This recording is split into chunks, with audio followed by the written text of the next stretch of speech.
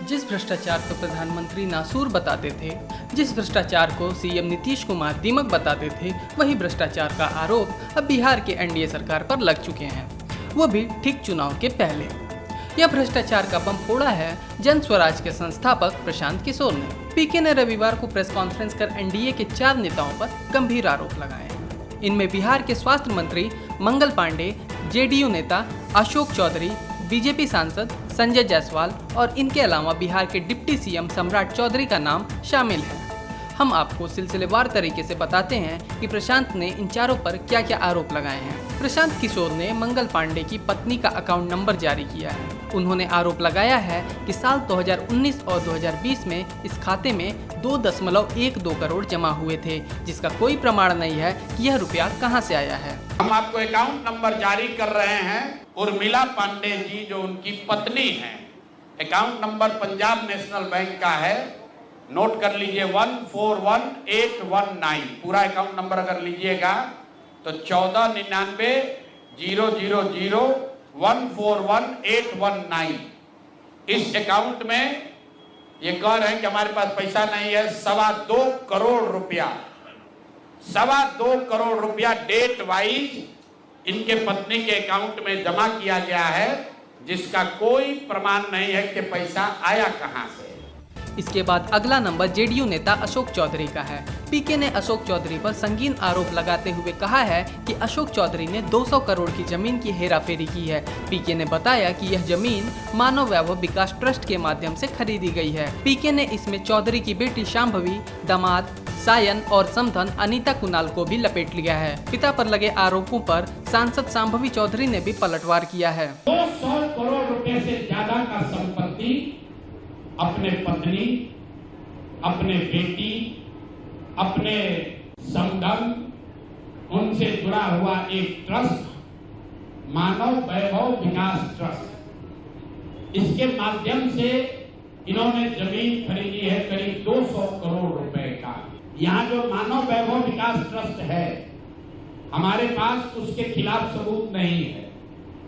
हम ये बता रहे हैं कि जब इनकी बेटी का एंगेजमेंट हुआ है, उसके बाद से आपके ये न्यास के माध्यम से सैकड़ों करोड़ रुपए की जमीन कहां से खरीदी जा रही है, ये पैसा कहां से आ रहा है। कहीं ना कहीं उनकी जो हार की बौखलाहट है वो अब देखने को मिल रही है। जो चीज़ है ही नहीं, उस चीज़ को वो फिल करने का कोशिश कर रहे हैं। जो भी मेरे पास है वो सब डिक्लेयर्ड है, जो भी उनके पास है वो सब डिक्लेयर्ड है, वो सारा चीज़ कुछ बाहर है। जिस तरीके से उन्होंने ये नीचता अपनी एक राजनीति में स्थापित की है, जिस तरीके से नीच तरीके से जाकर बिना मतलब का, और वो अपने कॉन्फ्रेंस में खुद ही कह रहे हैं कि मेरे पास सबूत नहीं है। ऐसा नहीं है कि वो कुछ प्रमाण के साथ बोल रहे हैं, वो एक अंदाजा लगा के बोल रहे हैं मेरे पास इसके खिलाफ कोई सबूत नहीं है। प्रशांत किशोर की ओर से अशोक चौधरी पर लगाए गए गंभीर आरोपों के बाद जेडीयू में भी दो फाड़ हो गया है। इस मुद्दे पर जेडीयू के सीनियर नेता और एमएलसी नीरज कुमार ने मंत्री अशोक चौधरी को मीडिया के सामने अपनी सफाई देने को कहा है। उन्होंने कहा है यह गंभीर आरोप है, इस पर चुपचाप बैठने से काम नहीं चलेगा, जिसका जवाब देना ही होगा।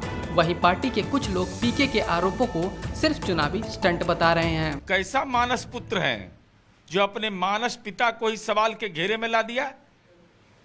ये तो बिल्कुल ही दुखद और चिंताजनक बात है कि राजनीति को कहां ले जाएगा ये लोग।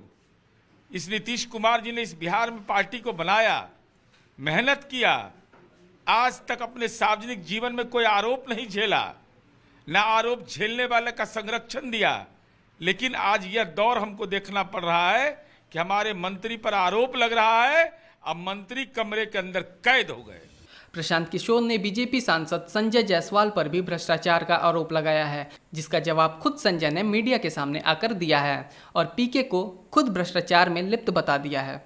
इनका एक पेट्रोल पंप है बेतिया में। बेतिया में जब हम पदयात्रा कर रहे थे तो लोगों ने कहा कि 10 वर्षों तक ये भाई साहब वहां एक फ्लाईओवर नेशनल हाईवे का था, वो बनने नहीं दे रहे थे क्योंकि उससे इनका पेट्रोल पंप का बिक्री कम हो जाता। इन्होंने कहा ना, ऐसा तो कोई बात नहीं है। प्रशांत किशोर ने खुद बताया कि 14 करोड़ रुपए उसे अयोध्या रामी रेड्डी ने दिया है, परंतु वह पैसा क्यों जन स्वराज पार्टी के अकाउंट में जमा नहीं हुआ, इसका कारण उसने नहीं बताया।